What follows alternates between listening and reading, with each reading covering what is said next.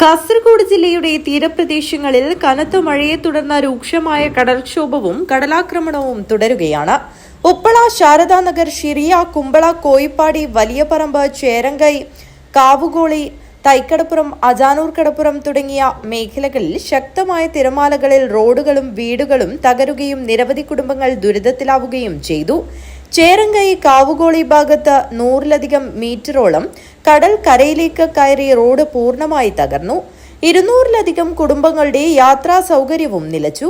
വലിയപറമ്പ് പഞ്ചായത്തിലെ തീരദേശ കുടുംബങ്ങൾ കനത്ത ഭീഷണിയിലാണ്. ശാരദാനഗറിൽ ഒരു വീട് പൂർണ്ണമായും തകർന്നു. നിരവധി വീടുകൾ കടലെടുക്കുന്ന തരത്തിലാണ് സാഹചര്യം. ജില്ലയിൽ കടൽക്ഷോഭവും തീരശോഷണവും പ്രതിരോധിക്കാൻ സമഗ്രമായ പദ്ധതികൾ ആസൂത്രണം ചെയ്യാത്തതാണ് കടലേറ്റം തടയാൻ സാധിക്കാത്തതെന്നാണ് ആക്ഷേപം. 70 കിലോമീറ്റർ ദൂരമുള്ള കടലോര പ്രദേശത്ത് 20 കിലോമീറ്റർ മാത്രമാണ് കടൽഭിത്തിയുള്ളത്. പലയിടത്തും ഉപയോഗിച്ച ടെട്രാ പാഡും പുലിമുട്ടും ശക്തമായ തിരമാലയിൽ ഇല്ലാതായി കഴിഞ്ഞു. ഏകീകരിച്ച സമഗ്രമായ പദ്ധതി വഴി മാത്രമേ ശാശ്വതമായ കടലേറ്റ പ്രതിരോധം പൂർത്തിയാക്കാനാവൂ. News bureau, Kasaragod.